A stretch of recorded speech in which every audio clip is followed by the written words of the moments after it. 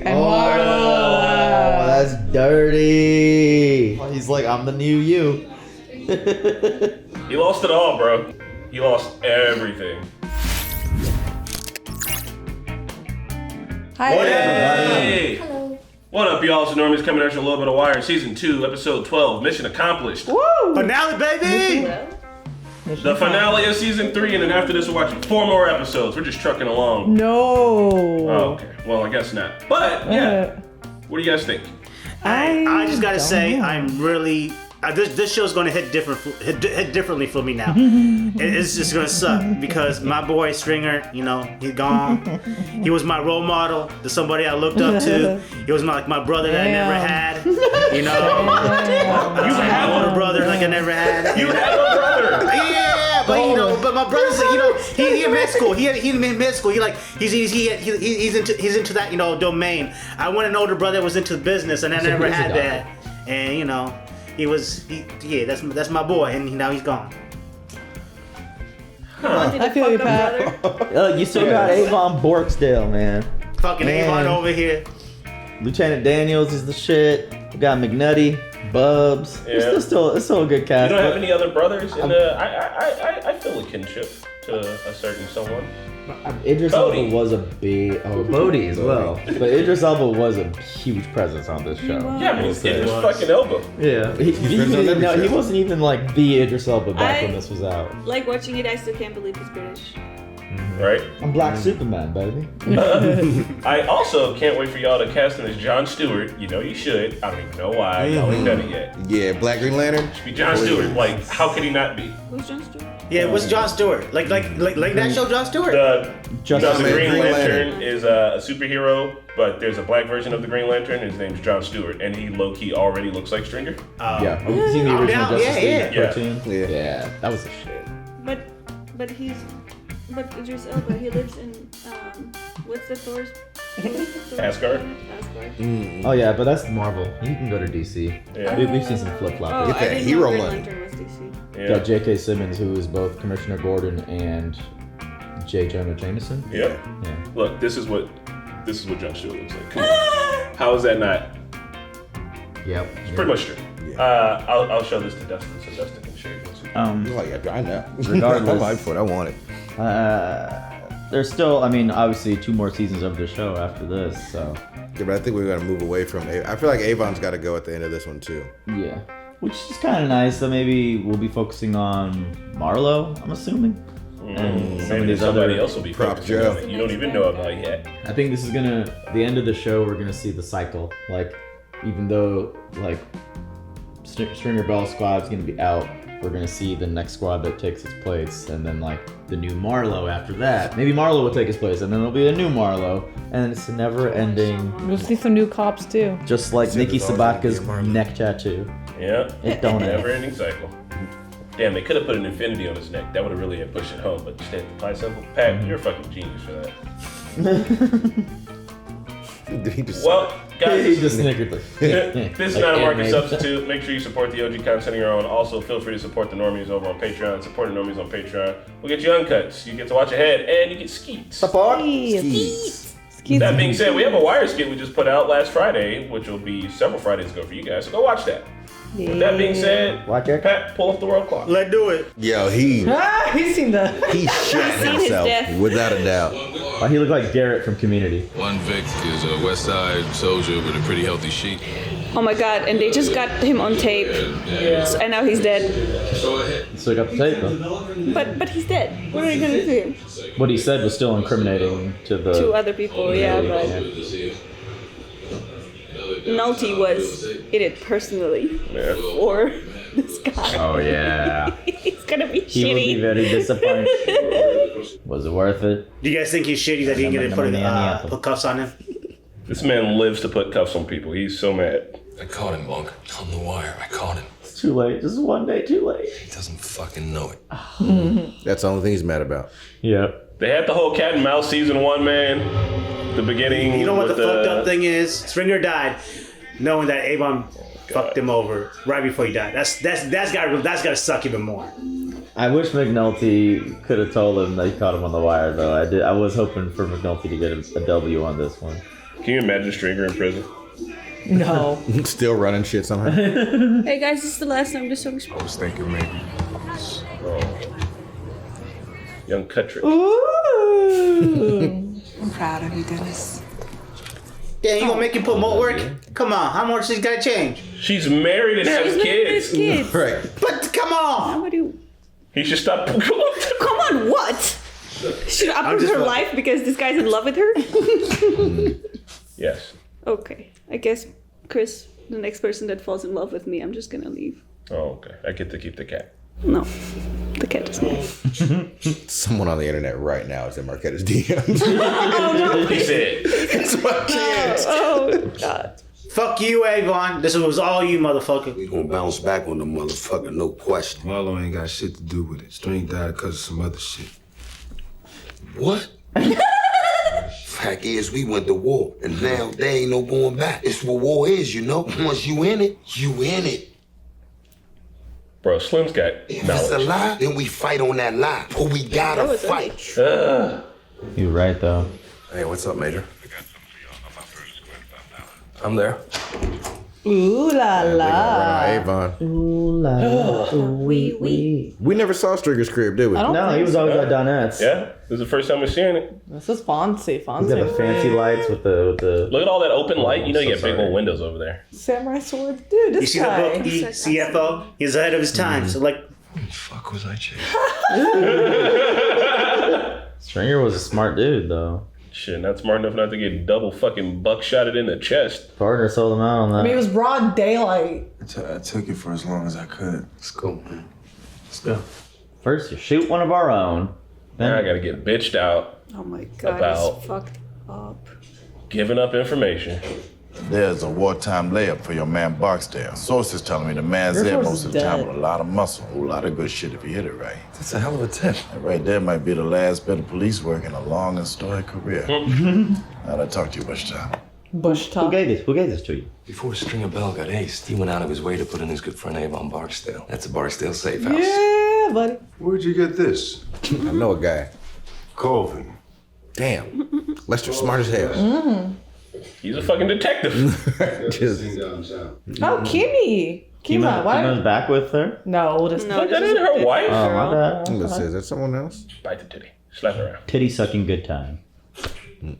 But I appreciate the filmmaking here. Oh my god. Yeah. Yeah. You gotta, Damn. I wish I could see Pat right now. Right? Pat, put it away. Pat, how you doing? hey man, is that Kima's girl or did she get a new girl? That's a new. Her wife is calling her right Girl, now. I thought Yeah, it I was think so. back too for a I second. mean, he should be alright. These motherfuckers back at it Fucking again, balls. drinking. God, no. Come on, bud. There's nothing in there. My guess is she's picking up a prisoner. Yeah, I spoke to her about 10 minutes ago. Got her. He literally trained her on how to do this. And she did it. Oh my god, her transformation is complete. Good She bro is right now there. McNulty. Right? Damn McNutty. It's gone, Bump. There hasn't been anything in there. He's trying to eat the bottle. Doing it again. It's an administrative charge. You can fight it and win if you want. Failure to properly identify myself as a police officer. Sounds like what I was guilty of most of my career. Damn. I'm not sure I was supposed to be a police. What were you supposed to be, huh? Detective. That is a That's police. also police. I don't know, he's good at the patterns and shit. Let's name the source. Put him right in the affidavit. It's Colvin's call, It's isn't Stringer Bell. Lester figured it out from the DNRs. Bill was snitching out Barksdale. He's cackling about. We stay on the wires until this batch of burners goes dead, hoping we hit Barksdale. But meanwhile, we get a warrant for that safe house and wait on them there. Damn, you guys are right. The Barksdale boys about to come down. The towers are done. Oh god. Don't do drugs, Yo, kids. she nailed her role. Right? Yeah. We're gonna need you to walk by for 2 seconds. And yep. Lil Jon's right here. Mother of God. Oh, everybody's coming. Oh my I god. thought what's his name was gonna get the first. Yep, who's beat gonna get on it out first? Yeah, but he didn't know that Colvin he's was gonna about to have, stop like, being a cop, so Colvin doesn't need to give out on his word. Oh my god. Right. Damn, Burrell. Cameras have found our little He's so happy. Finally, your fucking councilman took his sweet time, didn't he? He's like, yeah, councilman. Dude, politics, cops, everything. We're here in West Baltimore. Can you find someone putting the drugs up their butt and get it on camera, please? Shouldn't like all these people's faces should be blurred. It's just wild that they're not going to show the peace in the neighborhoods, but they're only going to show this part. Yeah. They want a story. Right. Like, this is what we think Baltimore looks like now because it's on TV. Royce administration is simply bankrupt. You still gonna announce for mayor next year? Using it for political gain. So they're so happy.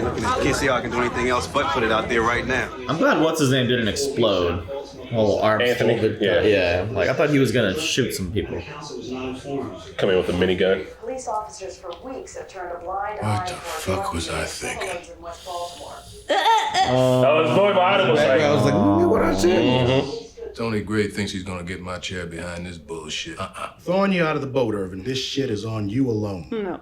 called it. Damn! Not if I talk about how we were under pressure, keep the crime down, about how I came to you weeks ago. Days ago. But you heard about the drop in Colvin's felony rate, and you sent me packing. Fucked up, bro. Man, they just sewing Lil Coleman's names. That's so fucked up. Or I leave your office right now, willing to say a lot less than that. In which case, I am your commissioner for the full 5-year term. Well, there that goes. Job Like in politics, bro. Burrell made a good move, though. For himself. Nothing's ever for the people, though, is it? Unit 2 to Sector 3. Move on to Winchester homes. They're gonna do it while the cameras are there? Of course. Over the top, gentlemen. Oh my god, this is crazy. What are they gonna do? Arrest everybody? Did he throw on Flight of the fucking Valkyries? Music! What the fuck? From Apocalypse Now when they're flying over Vietnam and fucking shit up. I hope everybody in Hamsterdam hears the sirens and just run. Park is so happy. Yeah. Didn't see all the good it was doing. So you don't run, you just walk away casually. Whoop. I mean, they can't snatch up everybody. Oh! They punched that woman. How is this more pretty than what was already happening, bro? Like, what are they going to do with those? I said, you can't fight, and this is what Obama was talking about in the interview. You can't fight the drug war with just arrest. Oh, the baby. You arrest all these people, what's gonna happen? Rawls is such a fucking dickhead. Right? Like, literally. Yeah. What did Bunny say about being at war? He's literally played Flight of the Valkyries like they're at war. I just want to punch him in the face. The public will never trust something like this ever again, man. You know? White flag if for this surrender. was a real thing, you know. Slim said they got the eye on Marlo. I'm just saying, you know, all the boys, they all waiting on you. Hey, man. Man, Avon over here depressed as fuck. Your heart not in it anymore, Avon. After you sold your friend up the river. Yeah, after you get your best friend hit. Even though he still sold be you feeling out. the same. He sold you out right before that. Deputy, sir, we found a body. Is it Bubs' friend? Would be surprised if it is. Oh. Damn it. I don't want the fucking reporters seeing any ambos. Shit. What was his name? Johnny. You don't want him seeing any ambos? Like, what the... Makes it look worse. Yeah, It's already as bad as it looks can look. It's stupid. You're gonna arrest all those people. How many of them are gonna stay in jail? 2301 to KGA. We need QRT to meet us at our 24 search and seizure. Location has multiple suspects and may contain automatic weapons. Yeah, it's that typical shot. The wire shot with McNulty and Daniels. Word travels fast. Burrell called Johns Hopkins personally this morning. Johns Hopkins doesn't need the notoriety. Chief academic officer of a major research university doesn't want to hear that some new hire makes up the rules as he goes along. Damn, he doesn't have no retirement plan now. I knew that was gonna happen. I think he was thinking he could get into the job before they found out. Who we hitting on this? Avon, Barksdale, and crew. I fucking told you he was out. Didn't I fucking tell you? He did. Nice jacket, Herc. Right. Can't flush. I need to stick out. Well, fuck that. What about if they open up on us? These guys are a war with another crew. We go charging in there, chances are we will get lit up. Oh my god. Don't go in there. They got grenades and shit. Tech Nine's on the table with shit, bro. They got it all laid out. Sham saying that Charles saying they still up at the rim shop. Marlo, his boy Chris, and Vincent, they still lead with the rest of the muscle rolled out. It's police. Put your. He knows. Yep, that's that look. Open it. Oh my god. Jump out a window. Ain't no windows. Go. It's a safe house. Hide somewhere. That's everybody's like go-to. Just jump out a window. It's Runner's go-to. That's my go-to. Climb to a vent. Hide underneath the bed. How many windows you jumped out of before? You know, couple walls, not windows. You jumped out a wall, eh? Jumped off walls and roofs. He said what's up to him on the couch like he came to chill. Yeah, well, here's the warrant. Tell him. Tell him, please tell him. Let him know Stringer did it. Read it slow. In between them 2 days, give you something to think on. Oh, Damn. But if Stringer's dead, victory. how can they uphold that? Because Stringer can't confess. Like, he can go to jury. He can't, like, go to court. I mean, Colvin talked to him. Dang, missed our shot. Bro. Man, Slim didn't get arrested or anything. He made it out. Slim, oh, boy. Slim made it out. Luckiest motherfucker out here. The game. He was just about to hit Marlo too. Thank goodness he didn't. Oh my God. After Comstock, you go to retirement services and drop papers. Going out at a lieutenant's grade. Wow. Retired with my 30 right now before you bust me. I got vacation time enough to make my 30. Fuck your vacation time. You're out today at the lower grade. That's against the goddamn contract. What part of Bendover didn't you understand? Fuck you.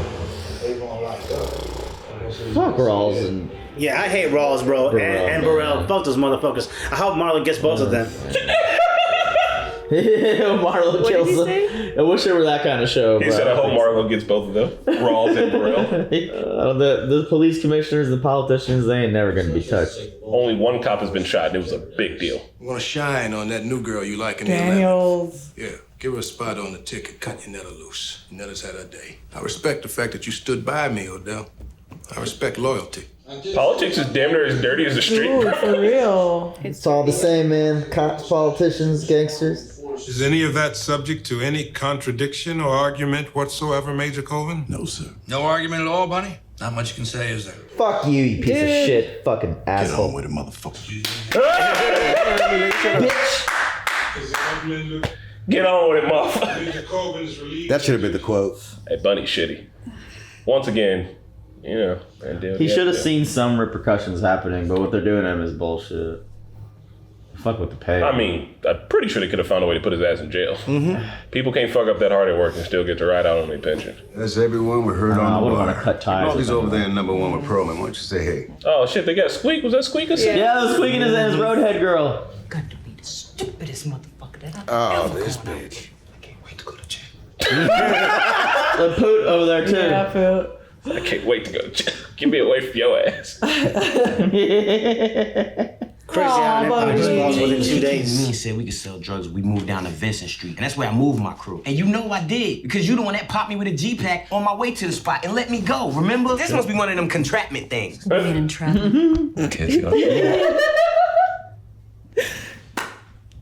Yeah, Bodie's gonna get off. Bodie's always the man Bodie. Another 8. Fuck you, Burrell. Anyway, The you little can putt tie course your you case brought and set up to here. this mess with Colvin. Make it like what he was doing led to your thing. I don't see it. Well, it's good work nonetheless, Major Daniels.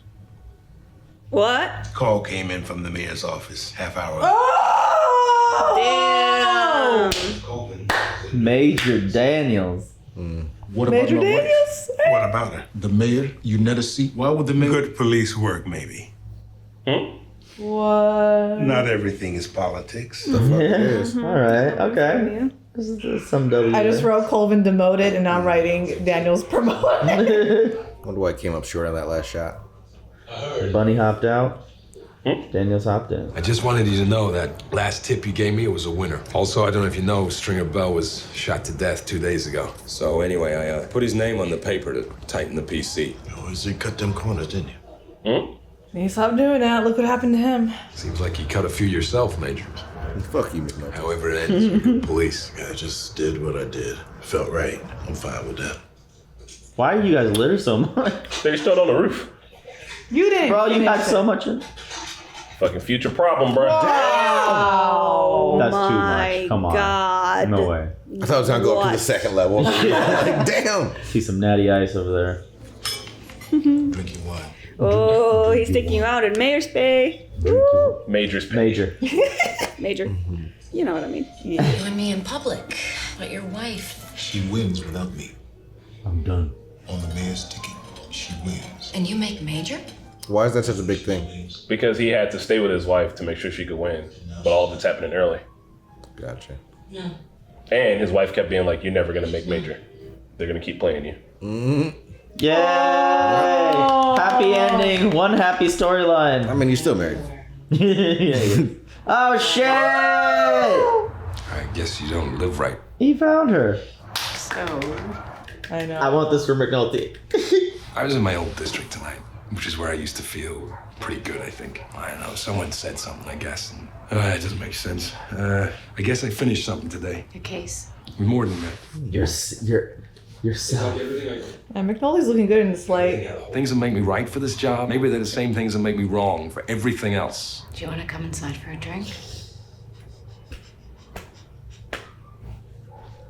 Not tonight. Oh, yeah. He wants his wine and dine. It's not too late. I wouldn't mind meeting your kids. Hey! Oh, please be married by the time we start next season. Nice. Oh man, that sucks. I'm a big fan. Yeah, what? Cuddy? No, I want this for Rhonda. Damn. The quick cuddies. You want to be Rhonda. I live vicariously through her. Rhonda. Look at that booty. Damn. I need to go to the gym. Man's a Every time I look at sculpted Danielle, statue. I'm like, Look at the feet rubbing on the legs. Yeah, I need to go to the gym too. He is very much sculpted. all the feet people are so happy right now. Daniel's coming. I'm coming. Why are those two, like, why is there a cut in between these two scenes? Because these two guys got a win, Cuddy got a loss. You see how they're dealing with it. Is he cutting his losses? Or Dennis got a loss. Oh my god, I need to be so bad. I'm waiting for the end of this. That's the end. Bro, I feel bad so bad for Cuddy, man. Bladder's going to explode. He was trying to do something nice. Mr. Chairman. We can forgive Major Colvin, who out of his frustration and despair found himself condoning something which can't possibly be condoned. We can't do that much. What we can't forgive is how we... This is so good. You, me, this administration, all of us, how we turned away from those streets in West Baltimore. The poor, the sick, the swollen underclass of our city trapped in the wreckage of neighborhoods which were once so prized. We failed to defend, which we have surrendered where is he to going the with horrors this? of the drug trade. And if this disaster demands anything of us as a city... She's like, yes, he's doing it. The thing of it is, if we don't take responsibility and step up, we're going to lose these neighborhoods and ultimately this city forever. If we don't have the courage and the conviction to fight this war the way it should be fought, the way it needs to be fought, using every weapon that we can possibly muster, if that doesn't happen, then we're staring at defeat. And that defeat should not and cannot and will not be forgiven. Little finger! Speak it, speak! Yeah! God damn it. I can't tell if he's being genuine or not. Unless you can give your word, there's no way that I can. That's more than fair. Thanks. But it's better for me if I do something else. Daniels was about to give him another shot, bro. Mm-hmm. But Daniels like, this motherfucker. It's not you, it's me. But where? The Western, I think. His old. And the Western feels like home. Yeah. It's not you, it's me. Damn, he's just like looking for like purpose in life through his work directly. Bro, this season, this ending with McNulty not drinking as much, making amends, it's great. You showed something today. You have charisma. Like it needed to be said. Mm-hmm. He planted the seed. Sounds like you're running for something. Oh shit. You aggressively shut your briefcase at me, motherfucker. This bitch ass motherfucker. Right, he remember. So Beat remember his I popped ass. your ass? Dude. This guy. So what time you want to be there tomorrow, Coach? 3:30 be good. Hope to see y'all then. Alright, no. Yes, don't break eye contact with this fool. So you remember. You can't even look at him. He's like, yeah, you almost popped me that one time. You peed your pants. Oh my god. Is Carl gonna help out? Oh yeah, man. Father Gabriel gonna talk to Tyrese. That's what's up. Oh man, I just got chills. I appreciate the people trying to work with. Beard hair. Aww. Donna had a picture of Stringer up there too. She was actually into him. Oh, he got a Magna Doodle. Frank Sabata. Re-elective. Oh, it's a vodka. This is where everything is starting up. They like Right. The shotgun or just the gun? Everything. All the shotgun, man. He just used it on a high-profile murder. You got to go get a new one now. Got the Biggie That shirt, yeah. And it's all back. And we're back. Refilled. Everything's right back to normal now. He's Oh, out here yeah, now. he gets his friend now. Bro, Tony was just like, look, sounds like you're running for something. Yeah, the speech started to sound rehearsed after a while. At first it was like, oh, he's Hey, going in. Hey, He's he's going in the big cup. McNulty! Yes! Damn! Oh my god. Bro lost his family. Yeah. Lost his homies. He lost everything. But he snitched too. And Oh, that's dirty. He's like, I'm the new you. He lost it all, bro. Yeah, his sister wouldn't even look at him. He lost everything. If him and his boy were on the same page, they would still had it. You know, but before a dope fiend come down here, cop a little something, they ain't nary a soul hassler. It's a good thing, huh? You probably don't know, but there's love out there, baby. Cops be back banging on you. Hoppers be messing with you. Yeah, thank you. Now, while Grandma's looking at this pile of rubble, is she still there, or did they? No, they put her in witness relocation. Did they? But she did not agree to it, though. Yeah, she did. They got a nice new house and shit. I don't remember that being concluded. Damn. This was a really good season. It was so good. Yeah. Oh boy. Man. War on drugs. Yeah, what a phenomenal season, dude. Stringer dead. Yeah. Avon done. Like the whole Barksdale infantry organization is just gone within 2 days. With just 2 days. Well, we don't know though, because we saw Avon go to jail previously, and he. Yeah, but he's got to do the rest of his 7 now, no matter what. Because it's federal time to go parole. Yeah, it was David Simon, my bad, not Ed Burns. Yeah, the Obama talk. Plus, like the hand grenades and everything else, that's gonna add time to the 7 as well. Like, It's not I gonna don't know fall that on you're him, allowed though. to own a hand grenade and not go to jail for a long ass time. But the other dude said it was all his. Oh, yeah, that's right. And then like Marlo comes up to the courthouse watching you go away, bro. That's gotta hurt. Like that's like I understood like your sister not looking at you because like you kind of understood that was gonna come. Like even Avon probably understood that was coming. But like when Marlo comes into the courthouse, unless you go and knows that he's the top dog now, bro, that's gonna hurt deep. So is there a countdown for you to fall in love with whoever the new bad guy is, Pat? Hey, listen. First off, I don't think Avon and Stringer were ever like the bad guy. They were just they were handed different cards and they played those cards, and you know they made the best of those cards. But as far as me liking Marlo, I don't see it because you know he ain't my. I don't know. Maybe Marlo's got to do something like extravagant for me to like him. I guess. I think we'll see that like maybe next season, like more of Marlo's, you know, acts, and then like McNulty or Carcetti, I mean, running for mayorship and all. Like we're gonna see that side now. Yeah, it's gonna be more political. Yeah, Assuming. more political. Yeah. So each season focuses on a different institution. Season 1 focuses on like the police and inner workings of the police. Season 2 focuses on the docks and the inner workings of the docks. Yeah. Season 3, politics. And so season 4 and season 5 are coming, and season 4 I think is probably my favorite season. Did you say this was for real? Yeah, I did say that all this the was. season 4. So this season, I super love this season, but like the themes of the next season like really hit home for me. So I love this show. It's the thing I say like every week. I love this season because one of the reasons why I like this season is just seeing McNulty's like character development and everything. It was really cool. Like he went from being just like drunk, you know, not asshole, just drunk cop, Yes. you know, No, he was an just drunk asshole cop doing whatever, you know, just like living day by day kind of thing, and not really understanding the meaning behind anything at all. Now towards the end of this season, he doesn't want to drink as much. You know, he'll have a drink with you, but like he's not gonna get drunk or like have that kind of drink. And like he went to go see Beatty. He's just making all these. He was working on the West Side now because that's where he has a meeting. Like I'm so proud of McNulty's character development this season. He seems to be making more positive decisions for his life. Yeah. I think that when he was trying to get back with his wife, he just literally like he thought that just by putting one signature down, he'll be able to like win her back. Yeah. But he just fucked himself over with like signing for alimony that he couldn't afford. I know, my God. And like not really putting any extra effort into like actually like trying to win her back.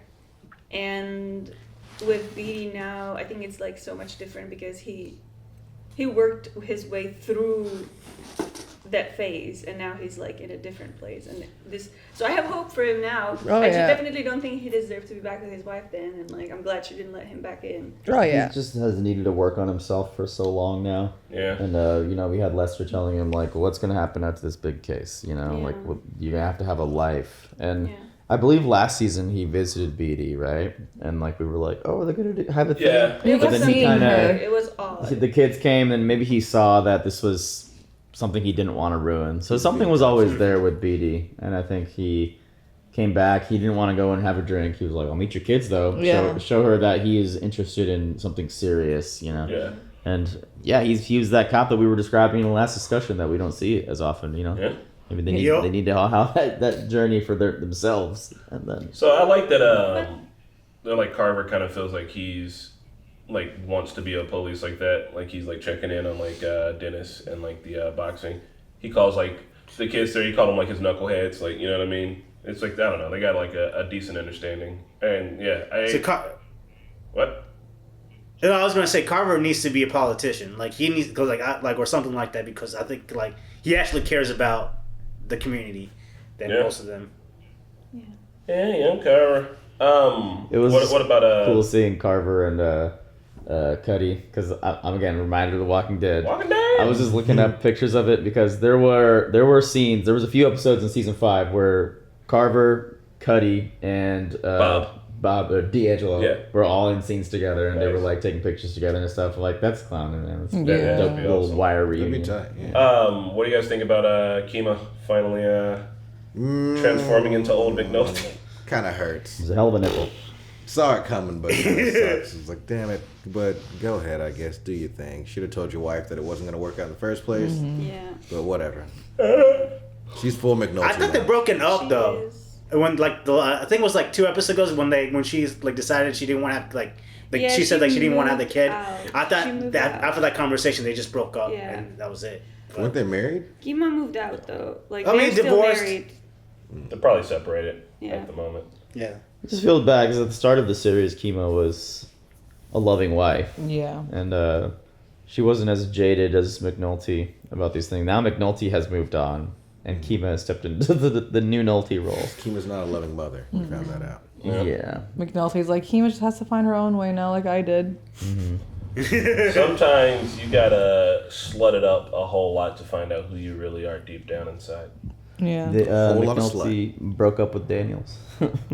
Yeah, you know, that was another good like move on him though. He's like, I realized like I'm not gonna just stay in this for the next big case kind of thing. He's like, where's the meaning in it? By the way, I found what the other name was that Dustin and I came up with. It's Hot Pocket Friends. Hot Pocket Friends. Hot Pocket Pals. Or you can just Pals. Pocket Pals. Pocket Pals. Pocket Pals for short. Yeah, Pocket Pals. Yeah. Well, what about girls who are asking, you know, girls who are the pocket one doesn't make sense for them. No.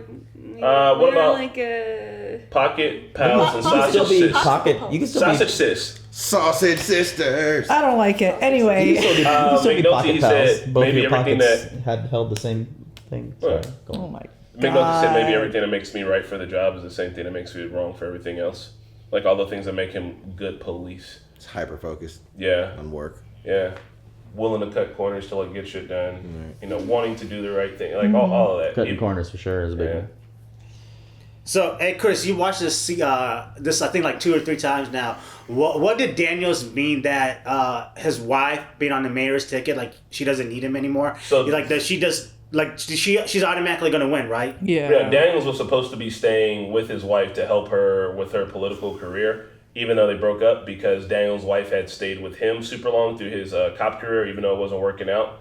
And his wife had kept telling him that essentially he wasn't gonna make major, because like people kept playing him. Like he got played actually every single season we've seen him. At the end of the season, Daniels essentially he got played at the end of the first season, and at the end of the second season he kind of got like a little bump, but it still wasn't good enough.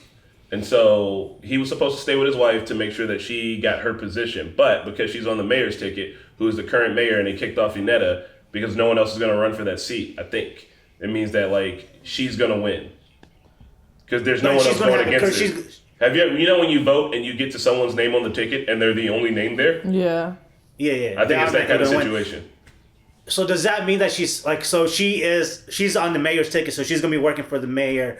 Does that mean that she like does not need Daniel's, like obviously like right now she's gonna be on the ticket, but like wouldn't she actually need her husband like for other political gains still? Because once she's on the ticket, she can do stuff on her own. And I'm just gonna go out on a limb. I might be talking out of my ass. I'm pretty sure like that's why when they say cut your net loose and let man, I forget her name, Marla, I think Marla Daniels, like get her chance, because they know that like if you're running for an office and no one's challenging you, you automatically win. It doesn't fucking matter. So like once they tell the person that's challenging you politically, like, hey, don't run, let this other person take care of it. I see what you're saying though, Pat. Like, yeah, like a married woman would still help later on in the political career, but she wasn't gonna leave Daniels on the hook for that long, you know. She just wanted the title. Reasonable about it. She was trying to get back to him. She was trying to touch hands. Was she? Yeah, they were like having dinner together, and she was. So was that means touching his hand, and he was so like, Dan. So that's why Daniels was able to get Rhonda out. Like that's why Daniels brought Rhonda out in the public. So like it doesn't matter no more. Yeah, that's good for him. Hey, look, so Carcetti, sorry. Yeah, I may have been fooled like the press by him. I thought it was a good speech. It felt like it was a genuine off the cuff thing because of what he had seen from Hamsterdam. But I realized now that he had been writing notes and he was being a good politician essentially. But the words he spoke were true words. But it's just like, will he follow up on those things is the thing. And that's how they get you every time. Like just because you're aware of the issues and you can point out all the issues and say what needs to be done. Yeah, then why does it never get done? Yeah. See, I know it's not always like up to just the politician or mayor involved. I know there's a lot of other moving pieces and legislation and bullshit. Would you maybe say the system? The system, yes. So now we've established that the cops are like the gangsters, and now the politicians are like the gangsters and the cops, essentially in some ways. What's next? Politics, mayorships. Is it a spoiler if I tell you the industry they focus on next season? Yeah. I think I got to we guess? No, Spidey guessed it. Oh yeah. I guess education. Then I was thinking it could be fashion, but no, we're not looking at anything in fashion. It's still like more political. I mean, it's an entertainment business or Education could definitely be one I could fit this mold. Well, you can also see the thumbnail from the next episode, so maybe I should let me get the reminder. What? People keep saying that I will enjoy the next episode because of my educational background. There you go. It's the schools. You have an educational background? I have a master's degree. In education. Educate. So yeah. Johnny's dead. Johnny's dead. Just up it. About fucking time. Definitely overdosed, right? Yeah. I'm sorry, that was a rude. Nah, that fucking time. I thought it was gonna happen like a while ago, but man, it was just shooting it up like he was. He was on his Tiger Blood or whatever. Yeah. Charlie. Well, even old boy told him what he said. He said, "You keep fucking with the shit like that, you're gonna crash out." And I mean, and then I can't believe games. Slim Charles and Bodie made it out. Slim Charles and Bodie made it out. I'm surprised. Well, Bodie because he has like his little ties and like he has like stuff against the police too. Bodie. Like, he's in with the police. Bodie. Is he? Yeah, he really is. I understood why we named our cat like this. Does he You have do? ties? I do. Oh, you do? I do now. There you go. When I saw him coming out with the black hoodie, he was like, we're ready, man. I'm like, that's my cat. Don't even know what we're ready for. He's just there you go. But wait, how does he have a connection with the police again? Oh, I'm just saying like he's they, friends like- with Carvin and Herc, and then like McNulty's caught him with the drugs and still let him go. Like little mini ties, not like major ties, but like he has like he knows how to talk to the them especially. They're buddies. Yeah. I'm glad Slim Charles made it out as well, kind of thing. Slim Charles always steals the show. He He's does. so cool. I do feel bad though for Colvin. He got the quote in the finale. He killed a kid with an inhaler. He did. I do feel bad though for Colvin because I kind of did see it coming. Like his retirement was like he was not going to get in and everything, and like he always had good intentions. I think it was gonna be so bad. Having him be the very end shot, looking at what Hamsterdam was perfect. You know, final frame to end on. It's just someone took an eraser and just no, that was wrong. Like he tried something desperately and it's like no, that's not it. Even though it was close. Partial credit. So what was like a tragic figure? Yeah. What was his consequence? Like they just took it. I know they took his status away, but did they also fuck his retirement money? Yeah, that was what he was banking on. It was his retirement job money. away. They took his major pension away. He basically. So when he would have retired, He took his retirement money too. He retired he as still like a has- lieutenant instead of like he retired like with less money. He took a major pay cut and A made, like major pay. No, he took a lieutenant pay he cut. took, like, he took a pay cut basically and like a demotion and like just left it like that. He was honorably. And he also lost the John Hopkins gig too, right? Yeah, basically he was like honorably And he discharged. he got the worst of it. Yeah, he did. Again, he had good intentions and everything. Carcetti was like, oh, Stringer like, got the worst. oh yeah. Even in Carcetti's speech, he was like, he had good intentions and he was misguided kind of thing. Try to like put a good word for him. I enjoyed the little Presbeluski scene. Oh yeah, that was nice. So I think he's moving on then. Yeah, he's a smart kid. It's just so crazy. Like he killed somebody. He killed somebody, and he still. If it was anybody else, He also blinded somebody in season 1. yeah. Mhm.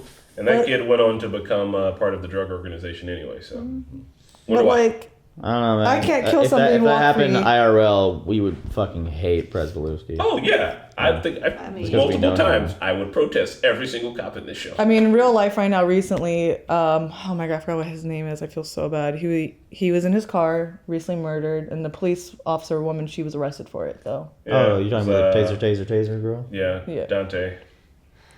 So. Dante Reed? No, Like that? you're thinking of Jishawn Reed. But Perez, he obviously didn't get arrested. Like he gets to go on, move on with his life, and find another job, kind of thing. It's like. I do, and like I like how Lester was like, "I'm sorry, I'm late. I was meeting up with a friend." Yeah. Lester's so good. He's the best. He's my favorite character. Dante, right? He'll take the time to. I think it was Art. Take the time to be there for you, even if he doesn't necessarily think you did the right thing, or he knows you fucked up. He even fucked with him. He said, a bunch of people think I'm a racist asshole. He's like, well, the other 4 just think you're an asshole. Yeah, that's a good man. That's a good man. You'd never see him do that with McNulty and shit. That means he knew. Because he actually doesn't like a good McNulty. guy. Like, him and McNulty kind of bump heads so often, it's ridiculous. Prez is a good guy. Well, deep down. R.I.P. Prez. R.I.P. Nobody's alive. R.I.P. Stringer. R.I.P. Stringer. R.I.P. Johnny. Yeah, R.I.P. Stringer and Avon. Avon, when he realized what was happening, he was just like, shit. He's like, He got me, man. I'm gonna chill on this couch. So you ugly ass niggas shouldn't be here playing with all these guns. No way. McNulty came in, they said what's up to each other. Like he came over to hang out. Long time coming, son. I would legit hide in an event or in the shower or something. Find me. Cartoon exits for these. Find me. They might not find me. Someone's stuck in the vent. They would be like, we saw Avon come in here. Where is he hiding? I don't know where Avon is. You know, fucking tunnel his way out like Bugs Bunny. Also, if I had a warehouse or like a hidden area, I would make a little secret compartment on the floor for emergencies like that. That's a lot of work. Right, I would have a tunnel. I would have a Do what tunnel. El Chapo does. Have tunnels. I have room for one. All my muscle get arrested except me. I'll hide my little hole. You can be like, hey, no, I want a tunnel right here. Okay, fuck the tunnel. I just want a hole in the floor just for me while my muscle gets arrested. Damn. You're And gonna none be of your like, people would y'all, snitch on y'all me. answer the door. Put this rug over me. Make sure they don't move And it. all of them would be like, oh yeah, we're not going to snitch on her. It'll be Who's like in clearly Breaking hiding Bad on the floor. though, where they have money set for the families and everything. When you come out of jail, you know. Yeah, I'm sorry. I have my shit on top. No. I'm just saying, if I worked in your drug organization, it'd be a little cowardly. Protect Queen Rana. You have to climb to the floor. I'd be like, damn, that's our top gangster. And you're just like, shh. To the floor, I'm like, we killed for this person. I would have your family taken care of when you got out of They would jail. ask me, I'd be like, I don't know. She was really floored when she heard you were coming. She's not a very grounded person. Yeah, kind of rugged. You know what I mean? This is why you guys are not my muscle. She's not very holy. Hey, She's in a let's not forget about all the books that Stringer had on his. Bro, Stringer's place was pretty great. Yeah. Who the fuck McNulty's was that confused about JC? who I'm chasing. Yeah, exactly. If he had honestly that kid, he should have just went to business school. But obviously, he probably didn't have the opportunities to go to business school. But he could have been running some sort of Fortune 500 company. Yeah, honestly, man. Who's gonna tell me about inelastic products and shit now? He had all those properties and everything, man. He was almost out. Actually, me, Marquetta, and Rana learned this when we did that business course a couple of summers ago. They were saying that they were working on getting grants for people who had just got out of jail. They're like, chances are the same things that pursued you to commit the different crimes that you're committing, if you're like decent at doing it, are probably the same things that could motivate you to start a business. Yeah. Like numbers. No, like if you're selling drugs and you're not doing any of the violent shit, like you already got your product. You know you've got X, you bought it for this, you need to sell it for that. Like you also know how to kind of run a business and like shit like that. So like, yeah, we're actually trying to get grants for these people so that they can start legitimate businesses because of recidivism too. One of the main reasons why you're going to go back is because you can't make money. So you're going to start making money the way you used to make money, which is going to get you caught easily. Bada bing. Is there like a kid show like Blue's Clues and Dora, but it's about like selling drugs and coke and how much you should mark up prices? You want to do one? No, I feel like I saw a parody of that on YouTube one time. I can't remember if it was legit, but I swear I've seen like a joke video about that. But I've always wanted to do a dope dealer starter kit skit. Where it's like, hey, here you want to sell drugs. And then we're just like, first off, you're going to need your real drugs. Then you're going to need the shit you want to cut it with. It all comes in like a $5 like box that you would get from like Taco Bell. It's got like a really stupid pistol in it. We heard you want to buy a gun, but you can't afford a decent one. We got you this High Point, which if anybody knows guns, High Points are like the worst kind of gun. Real plastic boys. Oh. And they're from China. They're shitty. They also look like bricks. Like, I thought you were saying hollow point. It's like the hollow points. Those are brutal. But yeah, I don't know. Great season. Anybody got anything else extra to add? Man, I love this season so much. Cool. Bubs and Bunny talked at the end. Bubs Bunny. Bubs doesn't know Johnny's dead. Yeah, he won't ever find him probably, right? You let go of Johnny though. He'll just figure it out. I still think season 2 is probably the best one of all the 3 seasons. Yeah, Oh, season 2 is probably the best You one. missed a slight Sabaka reference. Yeah. They panned and they showed him like on the his poster. Just you could hear him through the paper. But yeah, that's it. Season 1's still my favorite, but this one is very close second. Yeah, I'm conflicted. I need to rewatch season 4 so I can remember which one I like the best.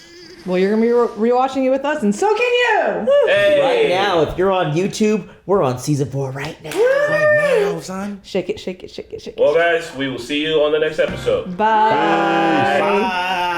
Alright, what up, y'all? It's me. I'm coming to you from the studio today, The Wire 3x12 Season 3 finale. Let's talk about it.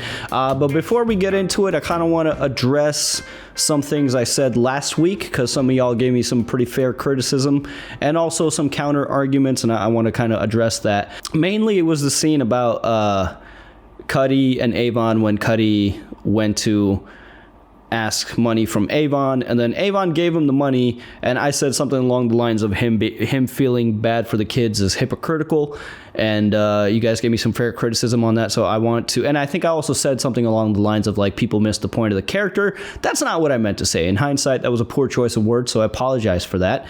I don't think anybody missed the point of the character, but I still see a lot of love for Avon in the comments, and I know nobody is idolizing Avon, but first, I know that Avon isn't the one that went to Cuddy and said, hey, I want to do something nice for the kids. Had Cuddy not gone to Avon, that wouldn't have even been a thought in his mind, so that's fine. But when he did give him the money, you know, Avon said, hey, take care of them kids. And he said it in a very in a way that I feel like he meant more by it. You know, like from my interpretation, the subtext of what he was saying is, hey, take care of those kids. Because I grew up in the same thing, and it's horrible out here, and I know how it is. So I know that Avon isn't the one who initiated that, hey, let's do something nice for the kids. But when he said that, take care of the kids, that is him feeling bad about it. You know, maybe he's not thinking about it on a daily basis, but when the topic gets brought up, he does feel bad for the kids, right? And that to me is kind of hypocritical, because you are part of the problem. So if you really feel bad about the kids when the topic is brought up, he could easily do things for the community. He could easily benefit the community in a lot of different ways. Again, it's not something he wants to do. It's not something that's on his mind, but I just felt like it was a little hypocritical, and that's all I was trying to kind of get at. And then there's also the argument of like, Avon is the only one who knew how to handle Marlo. Avon is the only one who knows what to do in the game, and Stringer was wrong on all accounts. And I have some disagreements there. First of all, I get it. I know that Avon ultimately was correct between him and Stringer in that Marlo had to be taken care of. And I get that Avon is the guy to do it because he does know the game and he does know how to handle a guy like Marlo. But isn't that the whole problem? The main theme of this show is that nothing ever changes. So if Avon is left to do what Avon usually does, isn't that part of the problem? Isn't that exactly what we're talking about here, is that nothing ever changes? So yeah, I agree Avon knows how to handle Marlo, even though it all fell apart this episode, and we'll get into it. But I also think that Stringer doesn't get enough credit. And I'm not defending Stringer. He's a shithead, terrible person. I think Avon is equally as bad of a person. It's just that Avon is more charismatic and he does have loyalty, and he does have, I wouldn't say that he has a good heart. He's loyal to his family, but I think that Avon and Stringer are two sides of the same coin, and they're equally despicable people in my eyes. Because here's the thing, man. Avon, his organization at its peak was raking in $60 million. I think it was like $65 million plus annually. And most of this money is coming from these poor communities, from people who are working multiple jobs, if that, because a lot of them are just addicts that are just kind of panhandling to get some money so they can get their fix for the day. But I'm saying all his wealth is coming from people who have nothing to begin with. And all of this money is floating to the top, to one guy, Avon. Now, of course, he spreads that wealth to his underlings. Like, I'm sure people like Slim Charles are well paid. But I'm saying that's a hugely negative economic impact that Avon is having to the community. So that's what I was trying to say, is he is responsible for a hugely negative economic impact. And I think the point was also made that the community was fucked long before Avon was in the picture. I get that. I totally understand that. Avon is not solely responsible for the way the community is, but yet he is still contributing to the problems that when they are brought up to him, he feels like, oh man, take care of those kids. That is what I was trying to get at. His feeling of feeling bad at all is hypocritical. It is, because he's part of the fucking problem. He's causing a lot of these problems. He's not solely responsible, but he's a huge factor. And so now when Stringer comes into the equation, I think a lot of people are just like, man, Stringer was a dumbass the whole time, didn't know what he was doing, made bad calls. And while all that is true, I do think that Stringer was a forward-thinking person. And I know all that forward-thinking was for selfish reasons. It wasn't out of like loyalty or what's good for the community. But Stringer managed to put together a co-op where a lot of the big players said, hey, we're going to lessen the violence and just do strictly business. Now, I know that doesn't mean that the violence was just eradicated, because there's people like Ryan, you mentioned that Kentel Williams was still in the equation and he was still causing problems. Yes, there's always going to be outliers. But overall, there was less violence because that's what they agreed to. And that to me is evolving the game. That to me is reform to some degree, even though it's for a terrible system, because we're still selling drugs, we're still destroying the community. But at least for a little while, they probably had a little less violence. Of course, Marlo didn't want to go along with that, so it didn't quite pan out.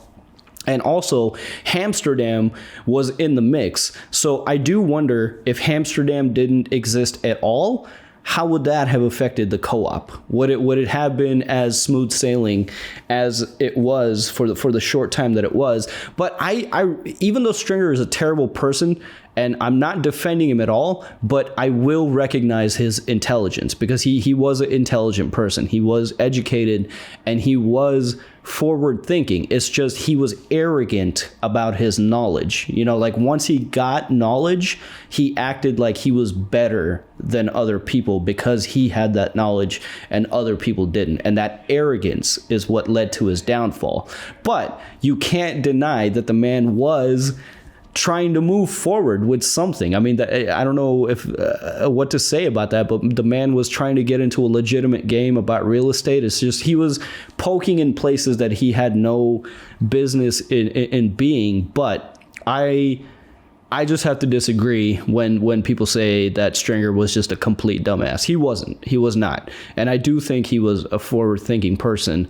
It's just his arrogance got to him at the end. What up, you guys? Lunch break Mickey here. So I was sitting here on my lunch break still thinking about The Wire, man, because it's just that good of a show.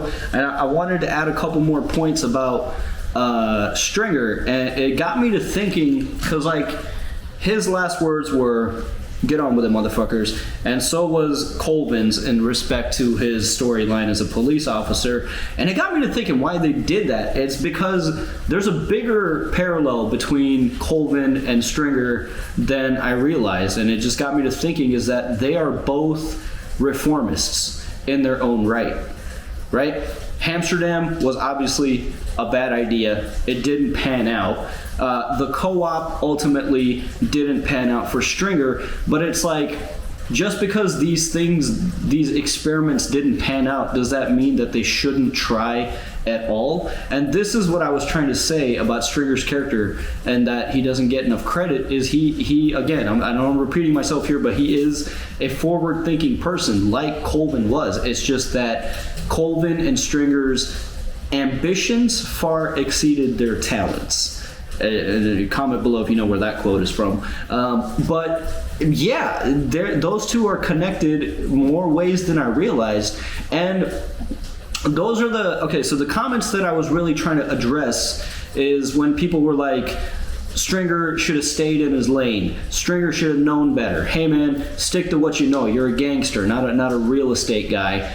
And that's the whole thing. The central point of this show is that things never change because people never change them or try to change them. Well, here's Stringer trying to evolve the game. It didn't pan out, but does that mean that he shouldn't have tried at all? And again, I know he evolved the game for his own selfish interests, not because of the good of the community. Like, you know, he doesn't care that people are dying. It's not that he did it to lessen the violence because he wants less violence. It's for selfish reasons, but it is reform and evolution still. And that's what I was trying to get at, is I don't think that people give Stringer's character enough credit. Now, I don't mean that as a blanket statement. I'm not trying to insinuate everybody thinks like that about Stringer's characters, but I do see comments like, hey man, you should have stayed in your lane, you should have stuck to what you know. But it's like, that's the whole point of the show, is like, you can't stick in your lane, you can't stick to what you know, because then nothing ever changes.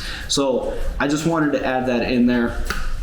And yeah, man, God, this is such a good show. It's amazing. I'm so glad we're watching this. Comment below, let me know what you think. Anyways, I hope that clarifies more of what I was trying to say last week. And again, I apologize. I didn't mean to insinuate that anybody missed the point of the character, but I just wanted to bring up those talking points to kind of clarify what I meant last week. So now let's finally get into the episode. Obviously, we start off right at the fallout of Stringer's death, and it's all very sad. And it's interesting that the one guy, the white guy, the realtor that survived, man, everybody, like the mayor's office called twice to check in on that guy. Everybody was so worried about that guy, and it's like nobody else gets that treatment. And it's when Rawls said, that's a whole lot of campaign contributions sitting in the back of that ambulance.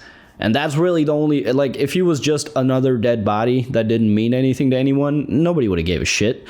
But, and it's also funny when he, like, described the perpetrator, because he was just like, he was large and black. That's it. That's all he had to say about it. No distinguishing features like, he was 6 feet, had a scar on his face, had braids or a do-rag. Like he had a duster coat on.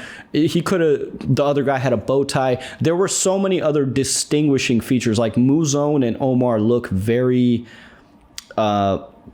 they would be easy to spot in a crowd, you know, the way they carry themselves. But no, he didn't notice any of that. All he had to say was he was large and black. And it's just, I found that funny. And, you know, Bunk joking around with the BNBG.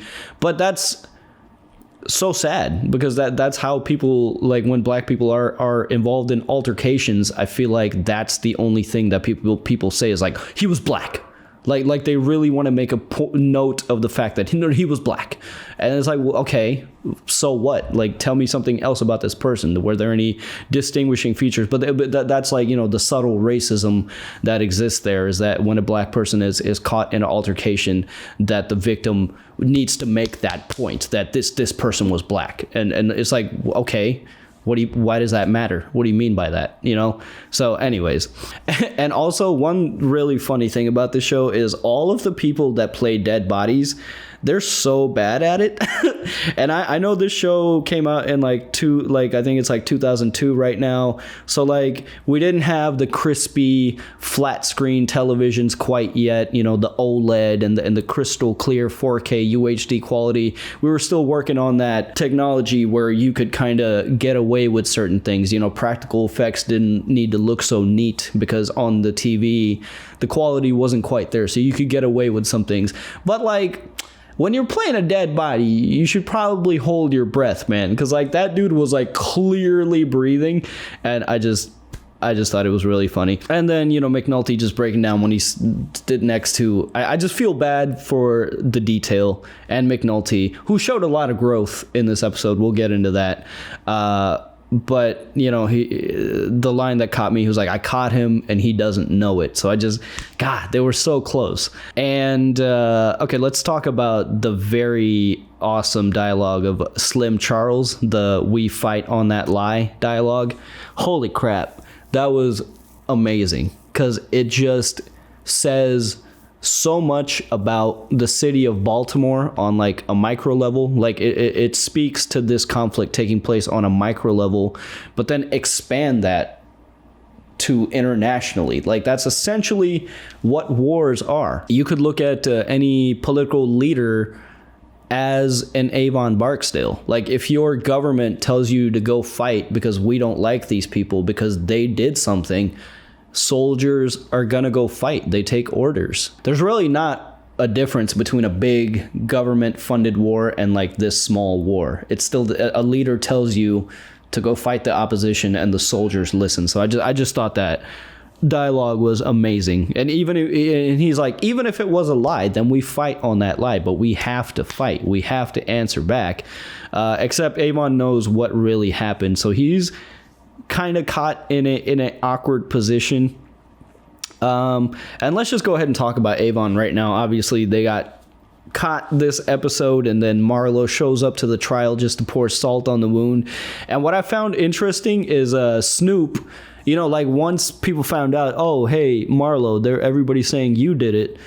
And Marlo was like, all right, fuck yeah, of course, I'll take that. I did it. I killed Stringer. That's a big, major player in the Barksdale crew. So if people want to believe that, that's cool with me, man. And even Snoop was in the rim shop, just like telling a completely fabricated story to spread that rumor. Ultimately, Avon was caught, and it just kind of ended so poetically that Stringer and Avon kind of took each other out. When it was going down, because there were grenades and automatic weapons in that compound, and again, we see the police rushing in, and from a Hollywood perspective, we're like, oh shit's about to go down. There's going to be a big shootout. There's going to be all this and that. And then as soon as Avon knows it's like the police at the door, he was like, no, not the police. Okay? Because right now we're caught with weapons on the table, but we haven't fired them. We this is just a place with a lot of contraband. So let's just take the L for that. We don't need to escalate this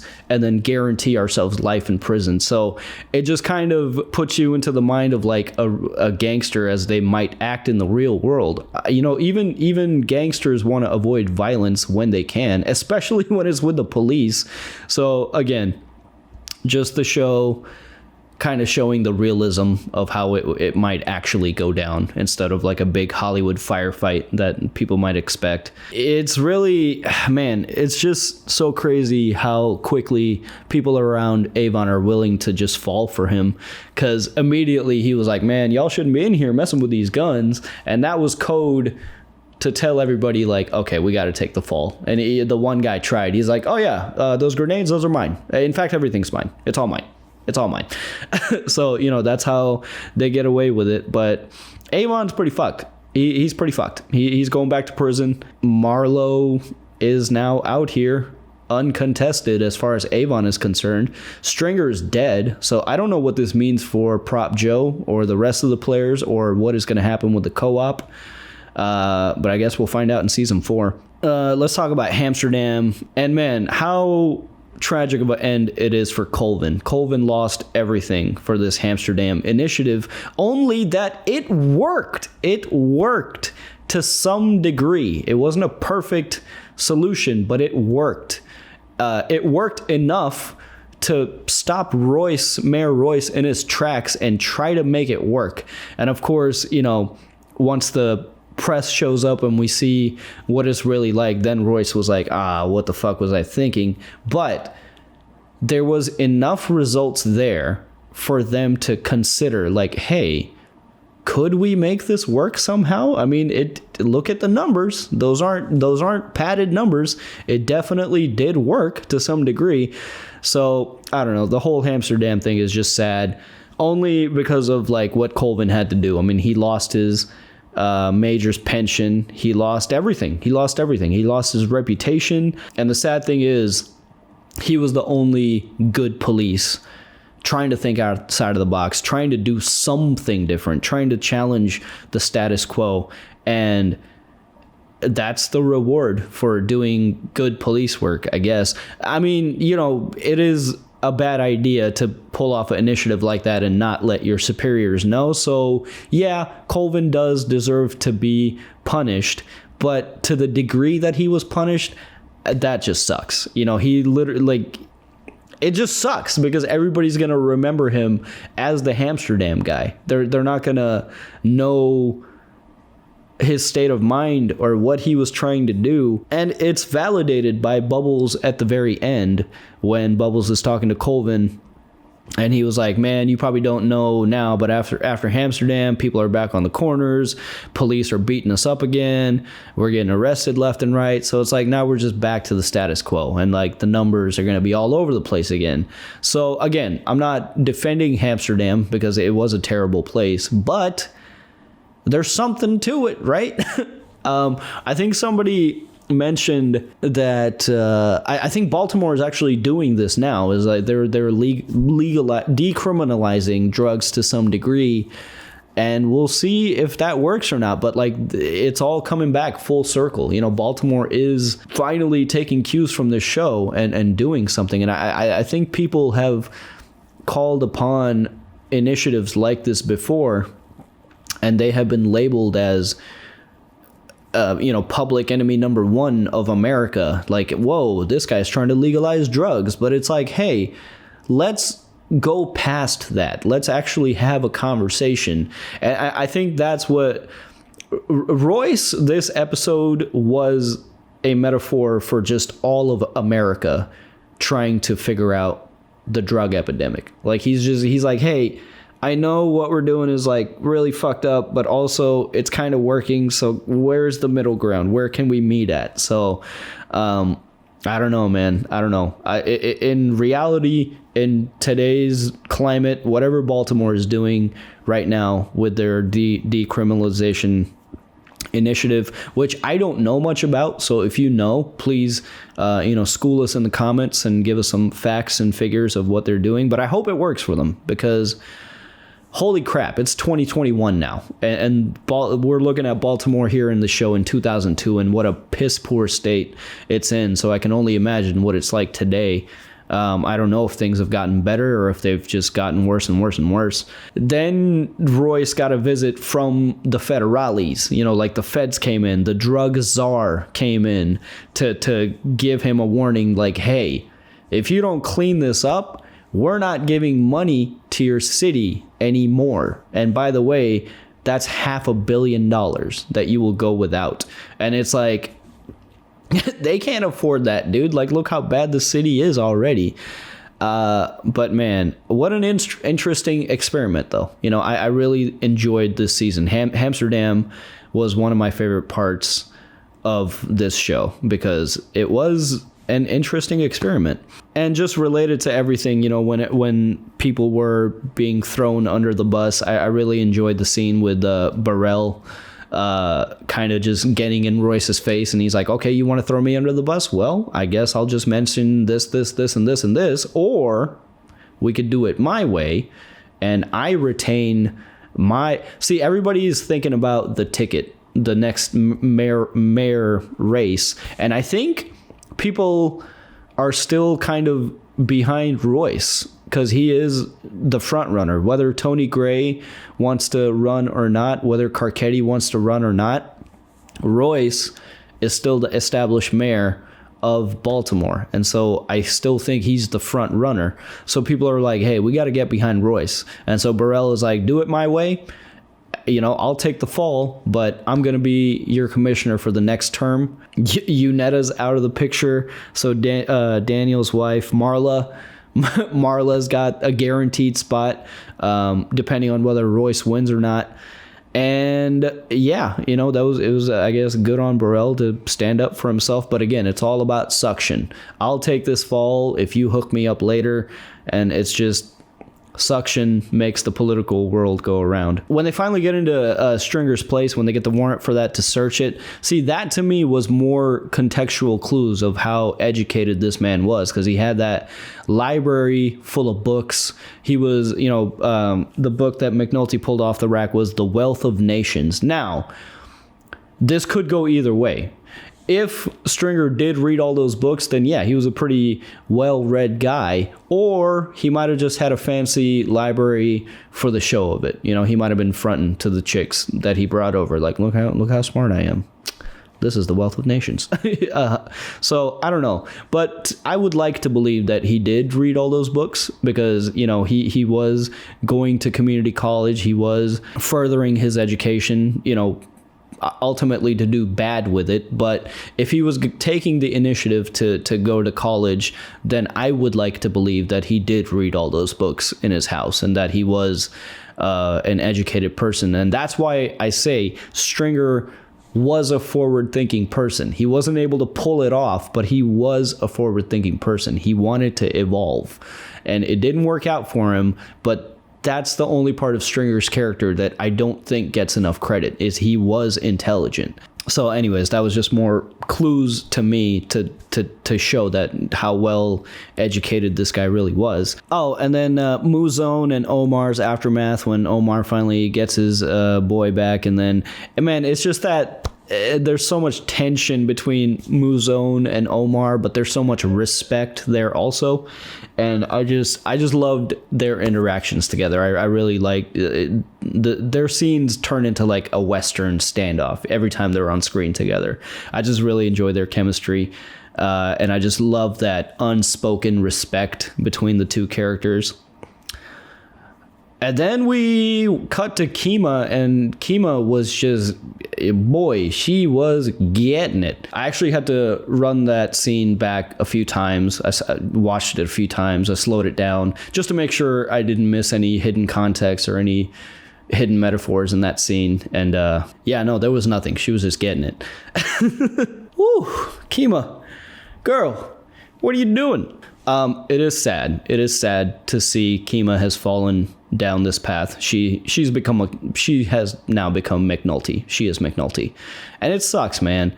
Cause what? It sucks. I mean, she made some poor decisions.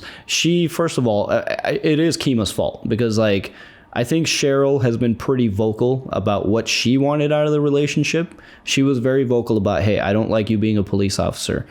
And she was very vocal about, hey, I want to have a kid with you. It was Kima that didn't communicate what she was feeling. It was Kima that never said, hey, I don't know if I want this kid, until the kid was already here. And now you're out here cheating, and Cheryl's at home worried sick about you, and McNulty's covering for you. It's just shitty, man. It's really shitty what Kima's doing. And I would have expected better from her, but I guess, you know, it is what it is. But between Cheryl and Kima, I think Kima's in the wrong, because Cheryl has been upfront this whole time about what she wants out of life, and I don't think Kima has returned that same honesty to her. So it just sucks to see how far she's fallen in terms of her home life. Prez Belusky is charged, and I think he's pretty much gonna lose his. I don't think he's an officer anymore. Which, you know, he kind of owned up to it. He's like, man, I don't know if I was ever supposed to be police. I'll agree and disagree with that. I'll agree that he was never supposed to be the type of police that's on the front lines in the street. You know, I don't think he can handle that action. But we've seen his performance all throughout these 3 seasons, working on the detail and having more of a behind the scenes desk position, and he excelled there. So had he stayed behind a desk, I think that Prez Belusky is an incredible police officer. It's just anytime he went out into the streets, man, that's when things went wrong. So I feel bad for Prez, but you know, he did what he did, and he's got to pay for that. Oh yeah, we saw Johnny, and yeah, Johnny's dead.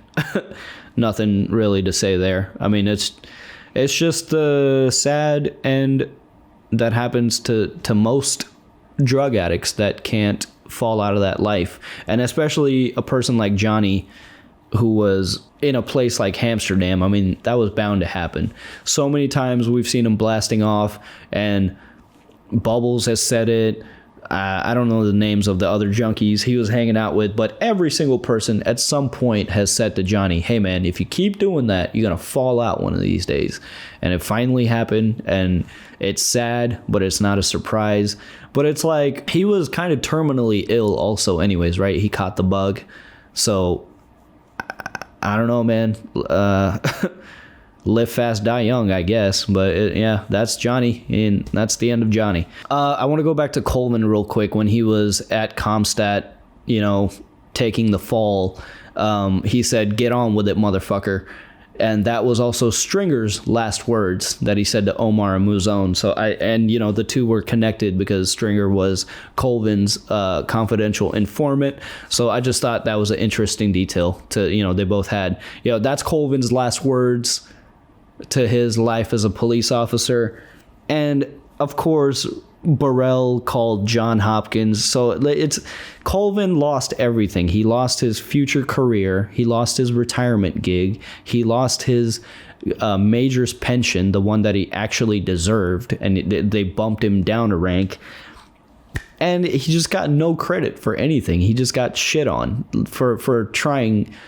So I'm just so pissed about how it ended for Colvin. He deserved so much better, but it is what it is. And then when all the arrests happened, dude, Bernard's girlfriend, the one who convinced him to buy all the burners at one place, I can't stand that woman.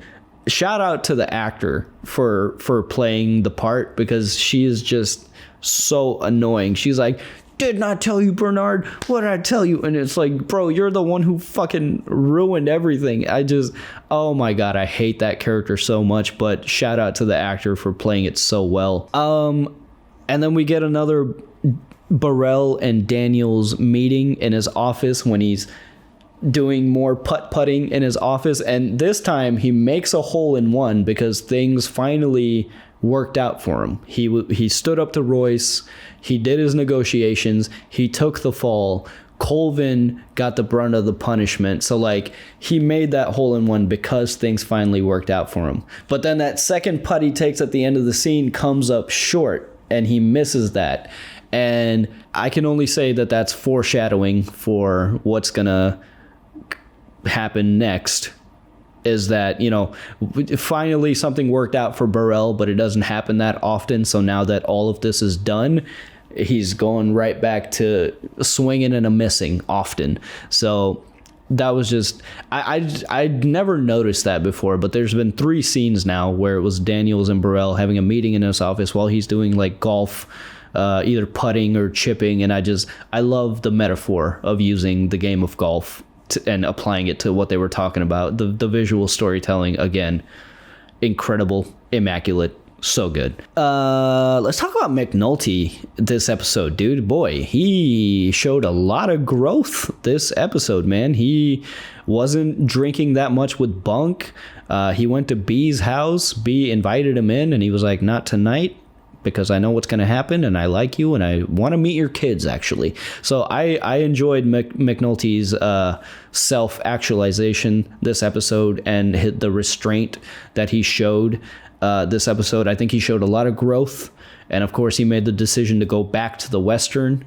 So we'll see what McNulty gets up to, next season. But man, he showed a lot of growth this episode. I got to give it to the man. He's kind of put himself on the right path mentally, and I think I really like what he said about filling his glass, and it has the hole at the bottom, and it would just pour out, and he would just have to keep filling it and filling it and filling it. And that's essentially what his life has been. And that realization of, hey, everything that makes me a good police officer, maybe that's the same thing that makes me a terrible person for everything else.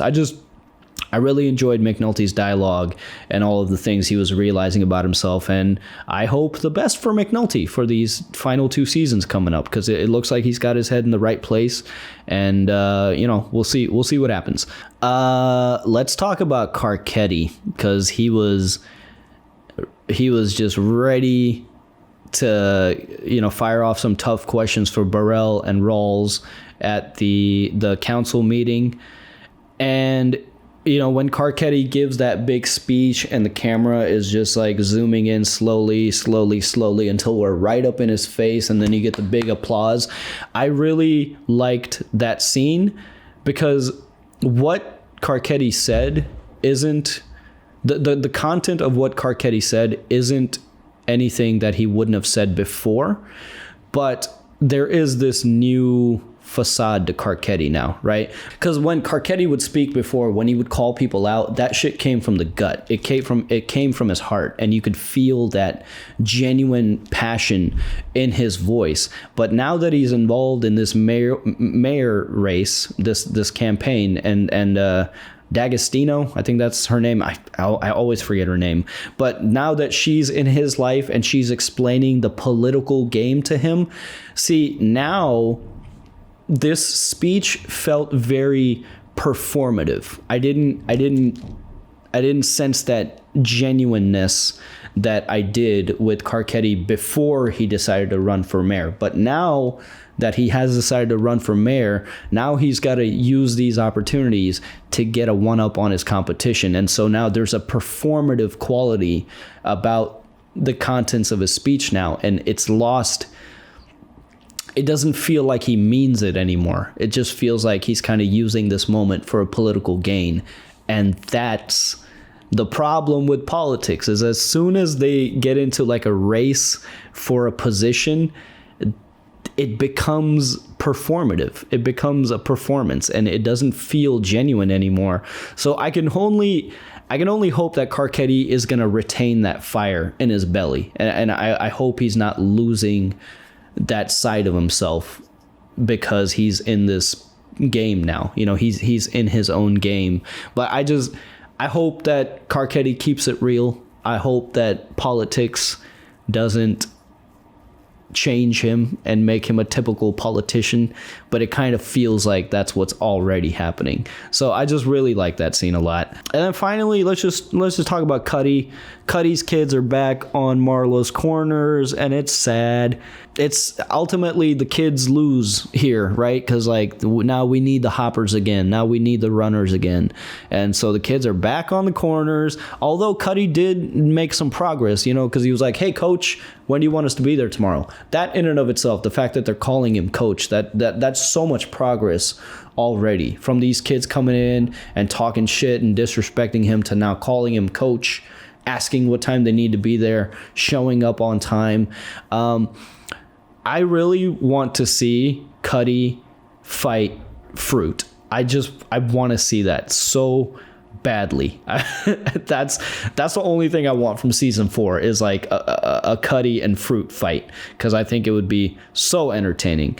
But man, let me see if I missed any of my notes here. No, I think we pretty much got through everything. It's just Avon was so close to getting Marlo. Had that raid not happened, dude, I think he would have killed Marlo. I think he was that close, man. So it's like sometimes luck has a lot to do with who comes out on top. And now Marlo's on top, man, uncontested. Because like nobody from the co-op wanted to fuck with Marlo. They were just like, fucking leave the guy alone. Who gives a shit?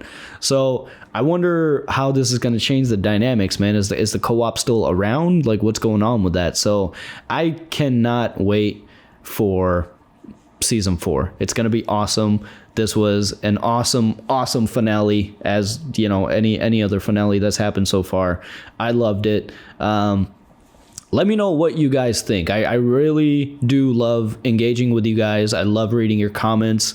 I love it when you guys criticize my commentary, because that gets a conversation moving, and I really love that aspect of this show, is that it creates these conversations. I know that we're watching a piece of fiction, but this fiction is based on reality more so than we care to admit. It is uncomfortably real sometimes, and I love having those conversations with you guys. So please continue to comment down below. Let us know what you're thinking about our reactions and our discussions, and let's keep these conversations moving, because it's awesome. I love it. So yeah, that's it for me, guys.